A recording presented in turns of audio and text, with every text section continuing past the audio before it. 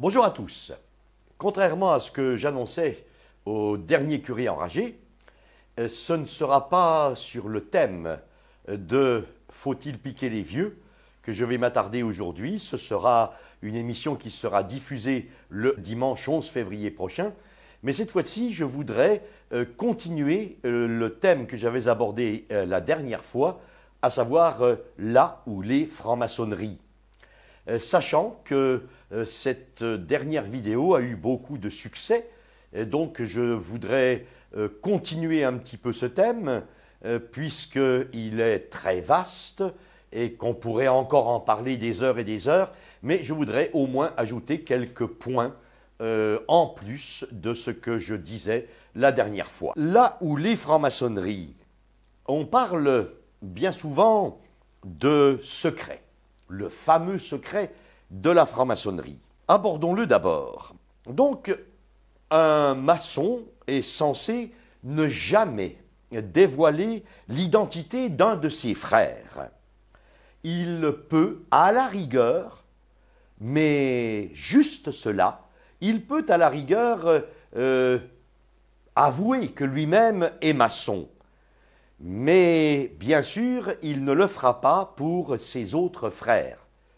Ce peut être par souci de discrétion, tout simplement. Ce peut être aussi, justement, pour sauvegarder un secret. Il y a le secret également quant au contenu des travaux, des planches, que dans les loges, on travaille.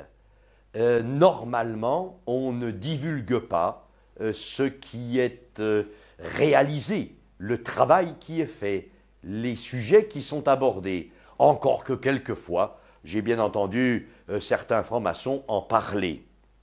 Et puis, secret aussi quant aux mots de passe, aux symboles propres à chaque grade, aux secrets ainsi à tenir par rapport aux frères de grade inférieur. Secret également quant à la révélation intérieure que j'acquiers progressivement, si je suis franc-maçon, au fur et à mesure de mon initiation dans la voie de la connaissance.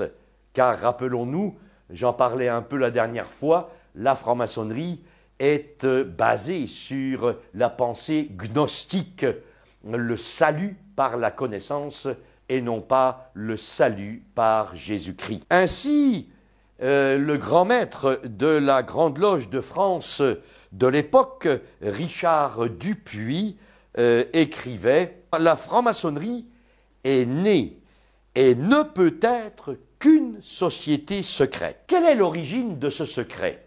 Historiquement, elle est tout simple, cette origine. La franc-maçonnerie était d'abord opérative, je le disais. Il s'agissait de protéger les secrets de fabrication, le savoir-faire d'un certain nombre de maçons, dans la maçonnerie des cathédrales, bien sûr, mais aussi de bien d'autres corporations. Alors, on se passait les secrets de fabrication, on se passait le savoir-faire pour éviter une concurrence, en quelque sorte, d'une manière quelque peu secrète. On retrouve cela dans toutes les familles pour certaines recettes que nos mamans emploient de génération en génération pour tel ou tel gâteau, tel ou tel plat. Il n'y a pas là, dans cette franc-maçonnerie opérative, grand-chose à déplorer. Par contre, on ne voit pas pourquoi ce secret subsiste dans la maçonnerie spéculative. En quoi faut-il garder des secrets dans la recherche d'idées, dans la recherche de tout ce qui peut faire progresser la connaissance humaine? Pourquoi?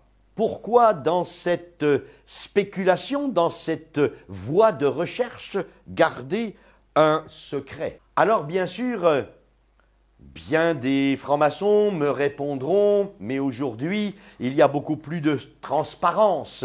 Il y a davantage de francs-maçons qui apparaissent à la télévision, dans la radio, qui écrivent des livres. Certes, mais encore faudrait-il que l'on soit sûr que dans les hauts grades, de certaines loges, il en soit ainsi.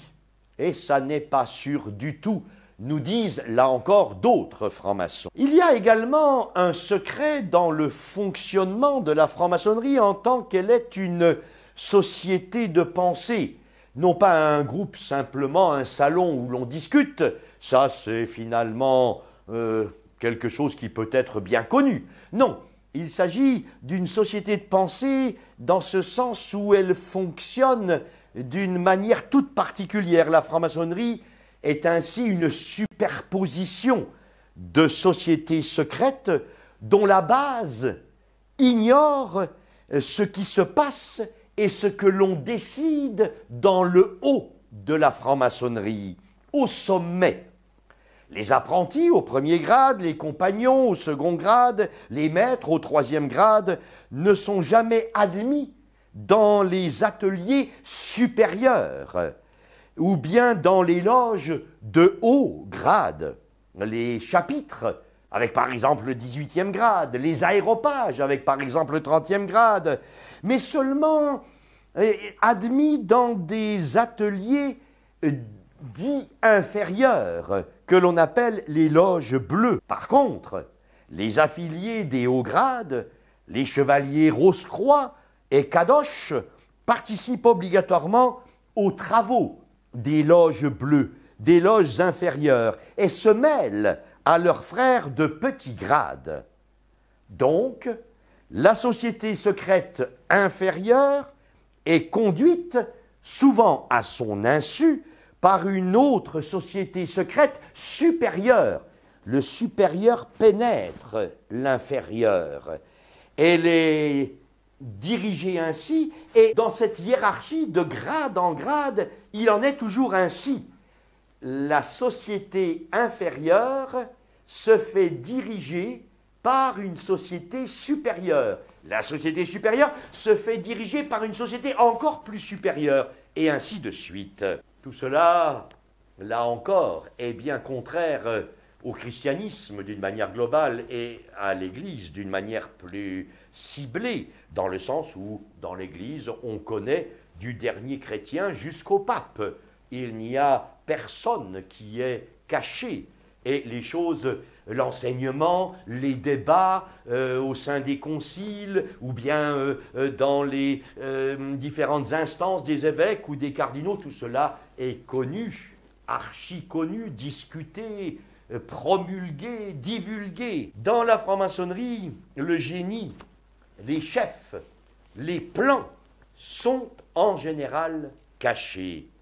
C'est bien sûr d'une efficacité redoutable, mais le danger, c'est que pour les inscrits, ils vont devenir dans leur loge des instruments de stratégie qu'ils ignorent bien souvent. Le secret de la franc-maçonnerie, c'est aussi connexe avec les différents rituels des loges franc-maçonniques. Nous savons que ceux des grades les plus élevés font apparaître toujours la haine et du christianisme et du catholicisme d'une manière plus particulière. Par exemple, les Rose-Croix. Dans ce grade, le rituel est une caricature et une parodie de la liturgie catholique. Le signe de ce grade, le bon pasteur, et la reconnaissance de ce signe, c'est ce mouvement, c'est-à-dire le bon pasteur qui tient les brebis dans ses bras et qui, bien sûr, symbolise le Christ. On singe le Christ.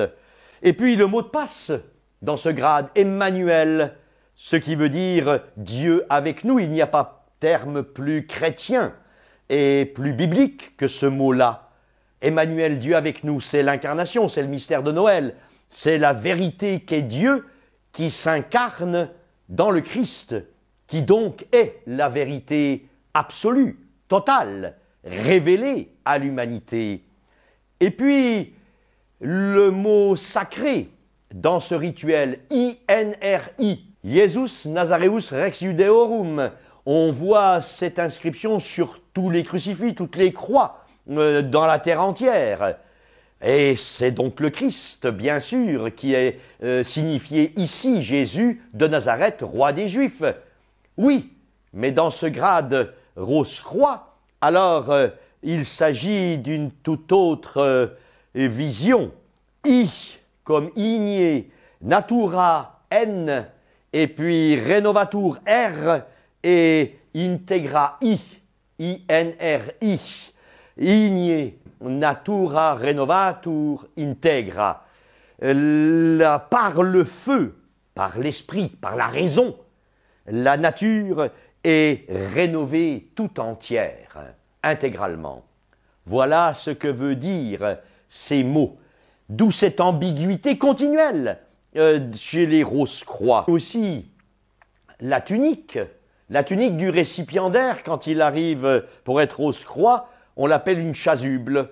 La chasuble, c'est l'ornement sacré des prêtres quand ils célèbrent la messe. Et puis, la table dans le temple de la loge franc-maçonnique, qui est appelée autel, A-U-T-E-L, c'est-à-dire ce mobilier sacré où le prêtre offre le sacrifice du Christ à Dieu le Père. Les verres que l'on appelle des calices et qui font référence à ce vase sacré dans lequel le prêtre consacre le précieux sang pour l'offrir à Dieu. Bref, une parodie, une singerie de la liturgie la plus sacrée dans l'Église. Alors, de là à se demander si ce genre de rituel finalement apostat, un rituel qui s'apparente à un sacrilège, si tout cela ne conduit pas à servir non pas le bon Dieu, mais le diable, le démon. Et bien des témoignages de Rose-Croix convertis affirment que finalement c'est satanique, finalement c'est Satan que l'on sert dans ces hautes sphères. Je ne parle pas, bien sûr, de la petite franc-maçonnerie, des degrés les plus bas, où là, bien souvent, je le disais la dernière fois, ce sont de très braves gens, des gens qui sont humanistes, des gens qui ont le cœur sur la main, des gens qui aident les autres. Non, je ne parle pas de cette piétaille, je parle des hautes sphères, des Rose-Croix par exemple, de toutes ces dirigeants qui voudraient mener le monde. Et c'est là qu'on peut se demander, est-ce que la franc-maçonnerie est utile?